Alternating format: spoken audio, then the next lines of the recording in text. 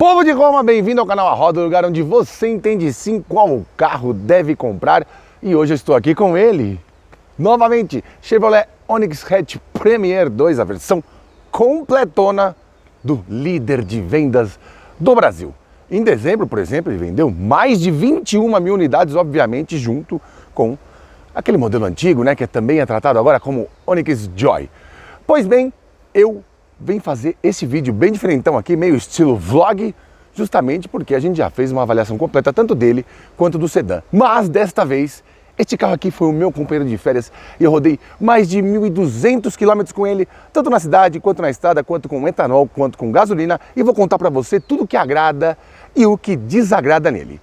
Deixe seu joinha, inscreva-se no canal, isso porque quanto mais gente curte isso, mais gente vai ter informação sobre esse carro e vamos desmistificar o que andam falando por aí e também revelar algumas coisas que pouca gente fala. Afinal, tem bastante gente falando desse carro sem conviver com ele. Vamos lá. Roda a vinheta aí, Demar, que eu explico tudo, meu querido. Vai!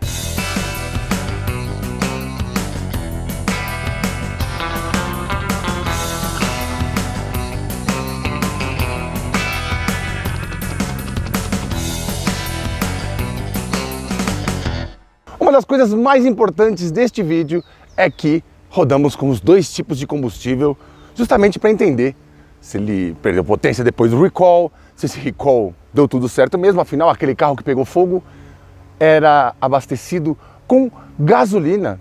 Acendeu uma luz no painel, o rapaz, o dono lá, não parou, ouviu o barulho, não parou e o bloco do motor acabou rompendo e acabou pegando fogo. Então, fiz questão de rodar também bastante com gasolina e, obviamente, não uma gasolina qualquer.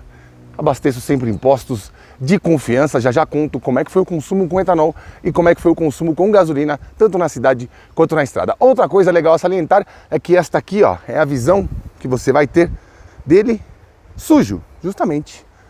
Eu rodei 1.200 e poucos quilômetros com ele e não lavei nenhuma vez. Essa cor Tiger Orange foi bem, a roda ficou bastante suja e aqui na frente eu reconheci dois problemas que esse carro tem que o outro não tinha, pelo menos eu não enxergava na versão anterior. A primeira delas está ali, ó, faróis. Apesar de desta vez sim descobrir que ele tem uma regulagem de altura dos faróis, achei o sistema bem fraco. Apesar de ele ter um projetor aqui e tal, ter as luzes diurnas embaixo, achei fraco. Na estrada, à noite, não foi bem não. Não foi bem a ponto de que, quando eu peguei um trecho de chuva, tive até que diminuir um pouco a velocidade, porque não estava enxergando direito. Pode ser uma coisa a se melhorar, caso esse carro passe por alguma inovação de meia-vida daqui 2 ou 3 anos. Ou, obviamente, se você for na concessionária e tiver algum acessório original com uma luz mais forte e que esteja dentro da lei. Outro problema desse carro é que, apesar de ele ter ficado mais comprido, com entre-eixos maior, e na ficha técnica ter mantido a altura, eu achei ele um pouco baixo. E ele tem um detalhezinho aqui embaixo do para-choque que me deixou um pouquinho irritado, justamente porque quem já foi pro litoral aí de São Paulo sabe que é um lugar cheio de lombadas, valetas e muitos buracos. Então, com esse terreno irregular e esse balanço dianteiro bem grande aqui, tive um probleminha que tá aqui embaixo. Vem aqui comigo, ó. Esses bigodinhos aqui, ó. Vê que eles estão até meio que descolando. Uma espécie de spoiler, né? Embaixo aqui. Faz parte da aerodinâmica, porque esse carro também melhorou de aerodinâmica por ter ficado com uma área frontal um pouco mais fluida. O carro está todo mais fluido, o coeficiente aerodinâmico mudou de 0,35 para 0,33, quanto mais baixo melhor. Mas, cara, judiou dessa parte aqui, justamente porque nossas estradas e ruas estão muito maltratadas e tem muitos obstáculos para carros baixos. Olha esse lado aqui como ficou. Ficou ruim, né? Bom, essa é uma peça de mais ou menos uns R$220. E se você morar em lugares como eu moro, que tá cheio de buraco, de valeta, de lombada, aliás, até a garagem da minha casa eu tive que tomar um cuidado extra para não raspar de uma maneira que destruísse esse spoilerzinho de borracha, esse bigodinho. Se você morar em cidades assim, certamente vai sofrer. Coisa que não acontece aqui atrás, ó. Aqui atrás, a traseira é mais alta, tem um ângulo de saída melhor e não sofre com esses problemas. Bom, já falei dessa parte de convivência, agora vamos falar de consumo de combustível e falar do motor lá debaixo do capô. Bem, muita gente me perguntou lá pelo meu Instagram, @janacleto, pessoal que acompanha, me perguntou se eu tinha sentido uma perda de potência ou um excesso de consumo depois do recall. Bom, verdade seja dita, ele não chegou nos números que eu consegui fazer lá no dia do lançamento em Porto Alegre com o Onix Plus. Ele bebeu mais e também bebeu mais do que tínhamos visto pelos números do Inmetro.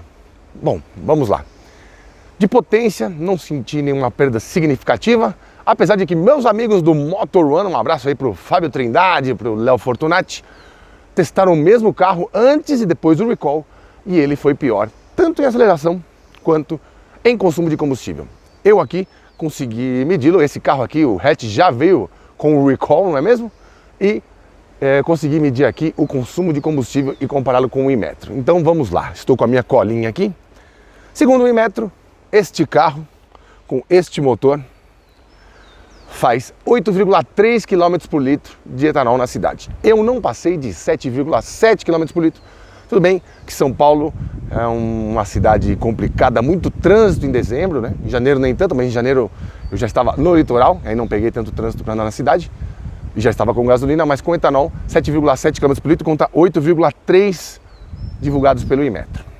No caso da estrada, eu fiz 10,2 km por litro de etanol na estrada, enquanto o Inmetro diz que são 10,7. Agora, com gasolina, a coisa foi um pouquinho mais grave.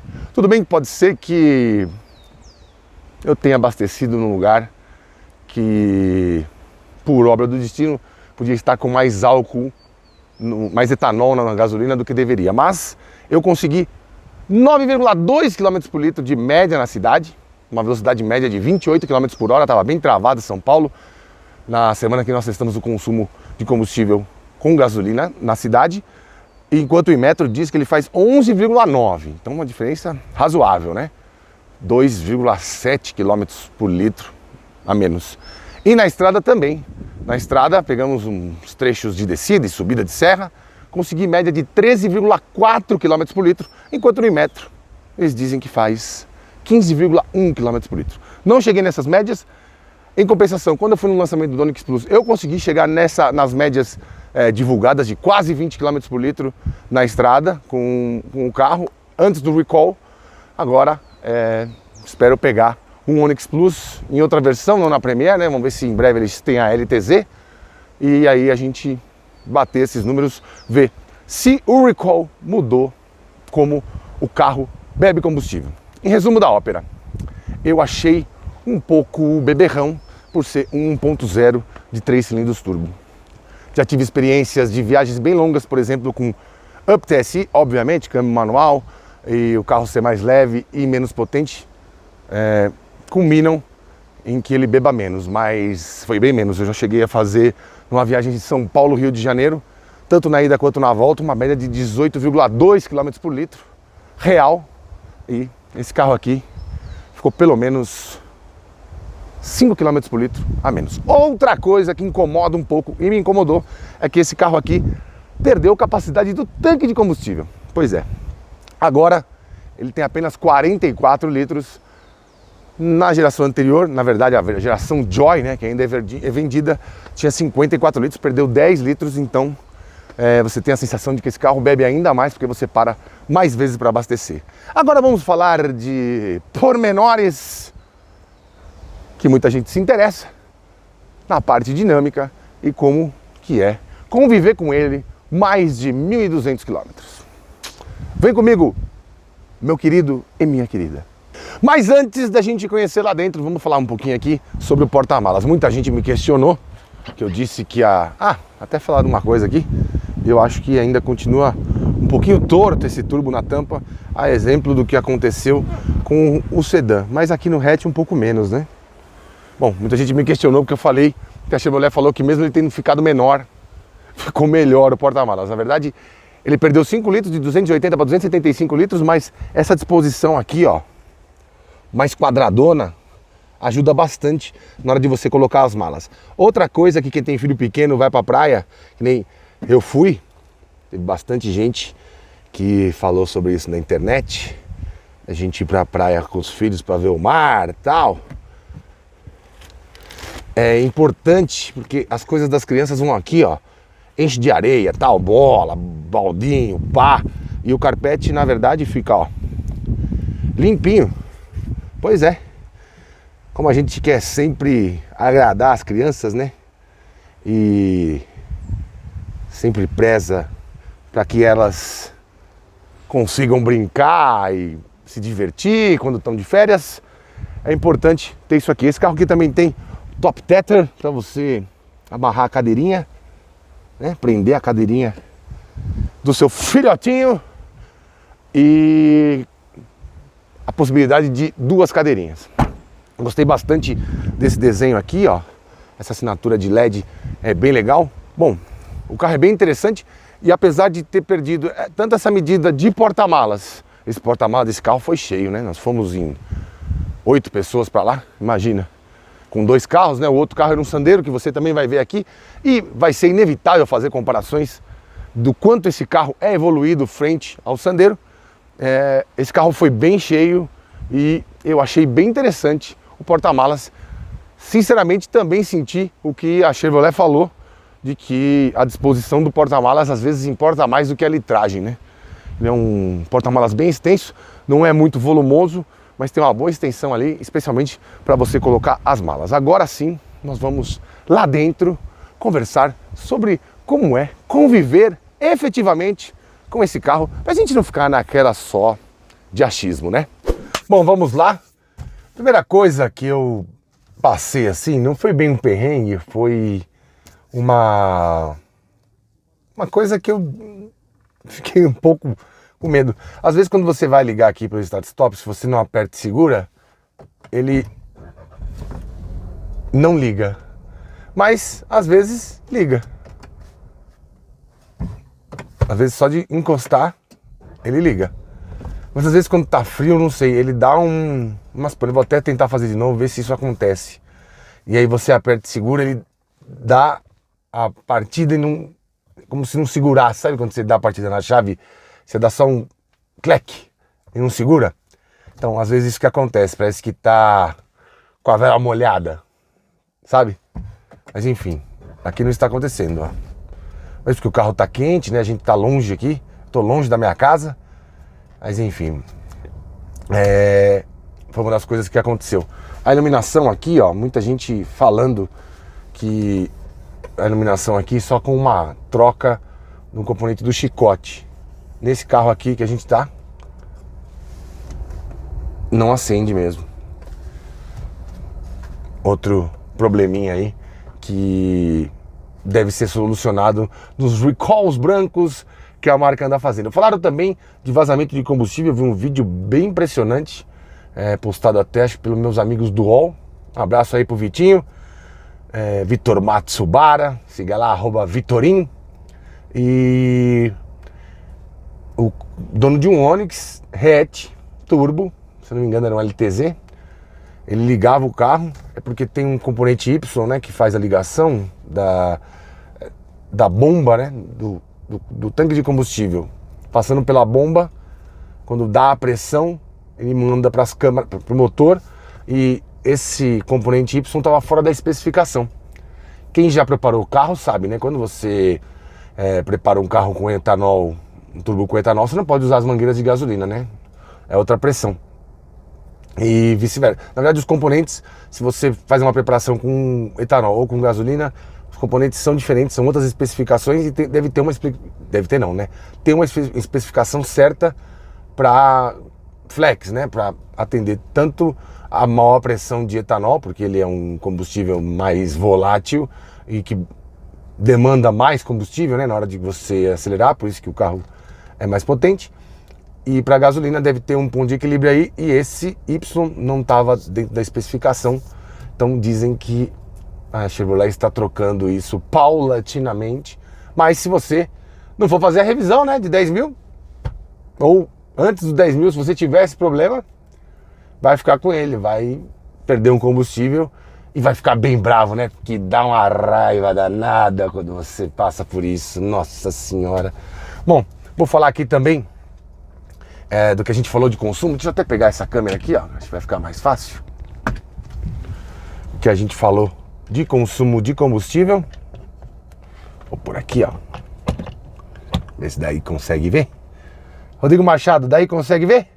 Bom, essa aqui é toda a quilometragem que eu rodei, 1.267,1 quilômetros. A média tanto com etanol quanto com gasolina não chegou a 10 km por litro. Aqui eu tenho os números só com gasolina. 60% de estrada, 40% de cidade. Dá mais ou menos a média daquelas duas médias de cidade e de estrada que eu tirei. Aqui a autonomia, está com um pouco menos de meio tanque. Autonomia de 193 km. Eu acho pouco rodar pouco mais de 400 km com um tanque de combustível, ainda mais com gasolina. Vai rodar, sei lá, 400 e pouco, com média de 9,7. Vai rodar 420 km, acho pouco. Muito porque o tanque também é pequeno, como eu tinha explicado. Bom, vamos lá.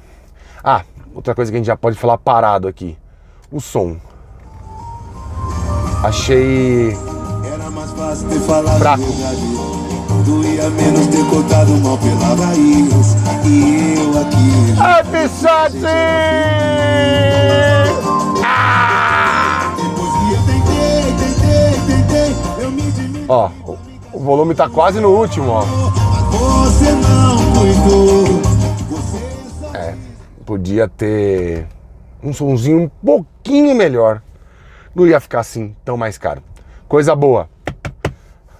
Carregador de celular aqui por indução e um repetidor aqui para mais carregamento e mais dois aqui atrás, né? Eu viajei neste carro aqui com 5 adolescentes. Todos podiam carregar e, obviamente, todos também podiam usar o Wi-Fi. Aqui, ó, senha Novonix. Peguei aqui para anotar os valores. Pacote de internet com 2 GB da Claro, que é a parceira aí da Chevrolet nesta empreitada da internet a bordo. R$30, 5 GB, R$40, 10 GB, R$60 e 20 GB, R$85. Você é um...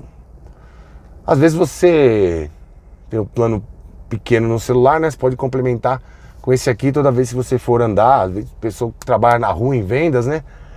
Às vezes precisa de internet, tem internet no carro. Acho que 10 GB por R$60 tá bom, tá ok. Bom, agora vamos dar uma andada, que eu tenho mais coisa para falar desse carro.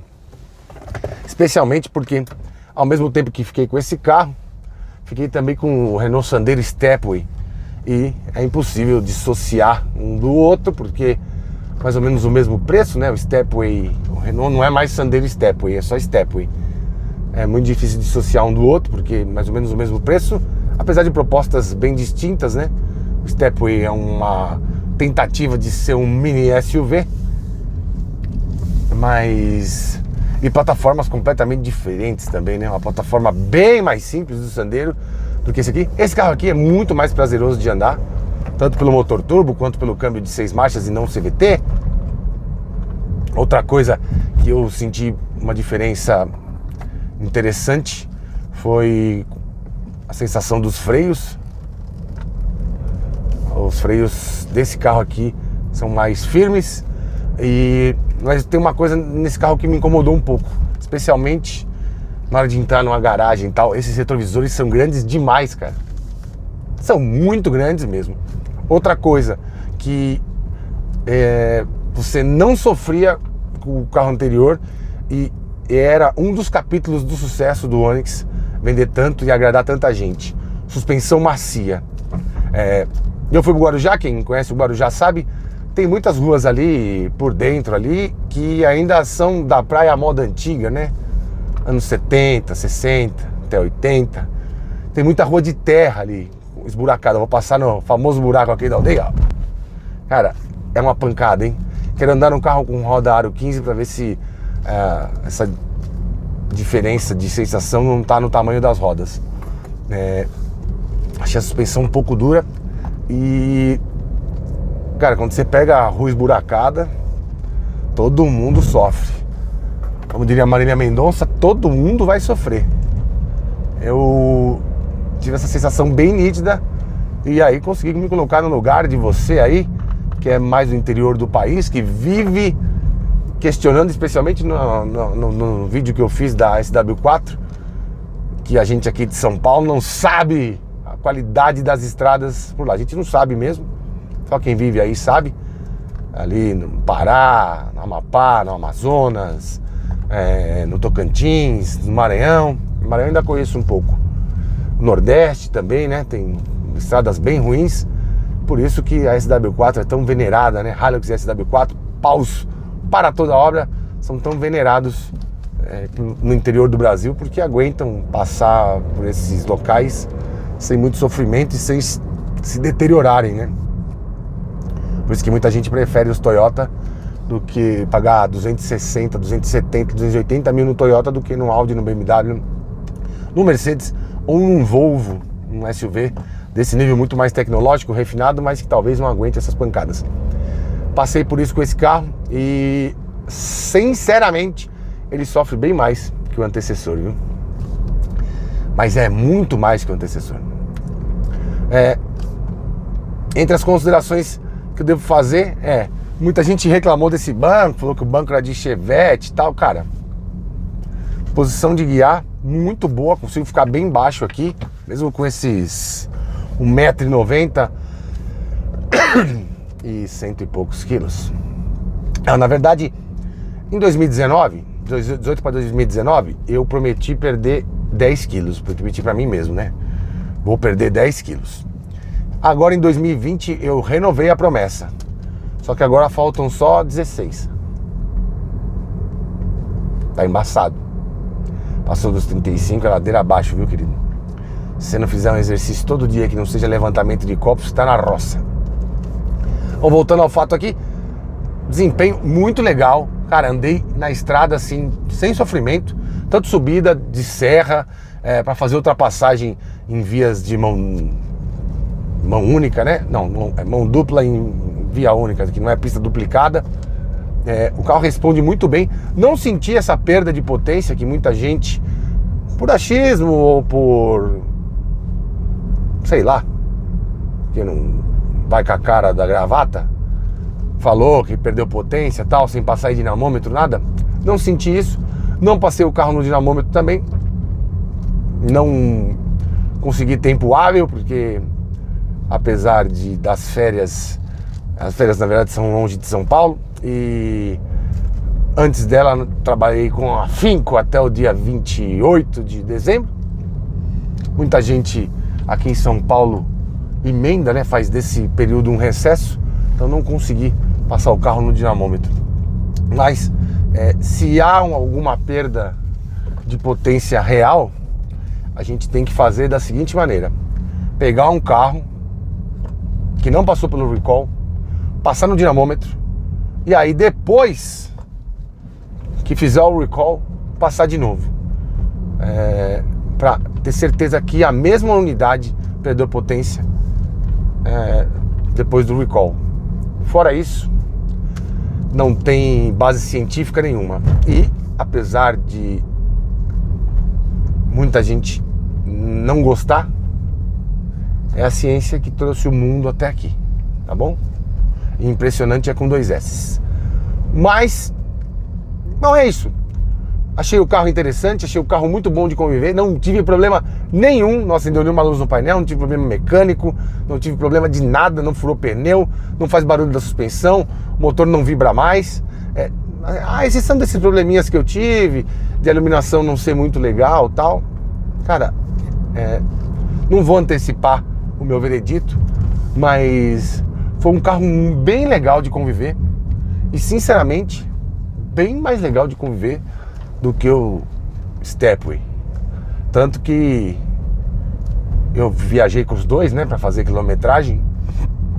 Eu desci com o Onix e a digníssima esposa desceu com o Stepway pra praia. E na hora de subir, eu ia subir com o Stepway. Eu andei bastante com ele na praia e tive a certeza de que eu não queria passar mais 3 horas e meia de trânsito com um carro. Como é que eu vou dizer isso? Bem pior que esse aqui. Mas vamos finalizar. Eu quero te contar umas coisas que aconteceram com esse carro desde que ele foi lançado até agora. Quanto está custando? O preço mudou. E quanto custa para manter? Vamos lá. Bom, e para finalizar esse papo, não podemos deixar de contar que esse carro ficou um pouquinho mais caro. Pois é, ele era vendido a R$ 73.990 nessa versão Premier Plus 2, aquela que tem os detalhezinhos lá dentro de outra cor, que podem ser tanto nesse bege quanto num cinza, e ficou R$ 1.800 mais caro. Acho que agora sai por R$ 74.790, mas hoje é 13 de janeiro e a Chevrolet não disponibilizou ainda o Monte o Seu lá no site, nem para ele, nem para o Onix Plus. Você consegue montar o seu de todos os outros carros, só consegue de todos os outros, ou melhor, só não consegue do Onix aqui, nem do Onix Plus. Mas mesmo assim, nós como jornalistas que corremos atrás da informação sem achismo para você, conseguimos descolar o preço de algumas revisões. Então vamos lá. Primeira revisão, R$ 280. Segunda revisão, R$ 560. Terceira revisão, R$ 468. Lembrando que cada revisão é a cada 10 mil quilômetros. Quarta revisão, R$ 620. E quinta revisão, R$ 448, totalizando R$ 2.376. Eu costumo fazer essa parada de revisões a cada 60 mil quilômetros. Então, faltou um número aqui. Considerando até 50 mil, outras marcas como Hyundai com HB20, também na sua versão Turbo, a Diamond, e Polo na sua versão Comfortline, também Turbo 1.0 TSI, tem revisões mais em conta do que o Onix aqui. Contudo, porém, entretanto, na versão topzera de linha, esse carro aqui é o mais barato. Então, à exceção do recall, desse problema que deu do vazamento de combustível, que a gente já comprovou aqui, que nesse carro pelo menos não existiu, e também quanto à parte elétrica, esse negócio de trocar alguma coisa no chicote para acender ali as posições do câmbio automático, esse carro aqui é o melhor custo-benefício que você que está procurando um hatch compacto, podemos dizer, econômico, bom de andar e que leve pelo menos 4 pessoas com o mínimo de dignidade, não tem como escapar desse carro aqui. Rodei 1.200 km com ele em várias situações e posso provar isso sem achismo, que se você comprar um carro desse, você está muito bem servido. E com esta buemba, nós ficamos por aqui. Siga-nos nas redes sociais, meu Instagram é @janacletos, o Instagram do canal é @arodatv. Mande também o que você achou desse formato mais vlogueirão para tratar de assuntos, revisitar assuntos, né? Quando a gente consegue ficar mais tempo com o carro, quanto mais informação eu der para você, tenho certeza de que fica melhor para o seu entendimento. Tá certo? Confie sempre na opinião de quem consiga passar mais tempo com o carro, porque essa é a única maneira de você entender se o carro vale a pena ou não, com opinião e sem achismo. Tá certo? Agora eu vou dar mais uma voltinha com ele, levar para lavar, porque tá sujo pra cacete. E na semana que vem, ou ainda nessa semana, voltamos com mais novidades para você, tá certo? Beijo no coração, meus queridos e minhas queridas. Tchau!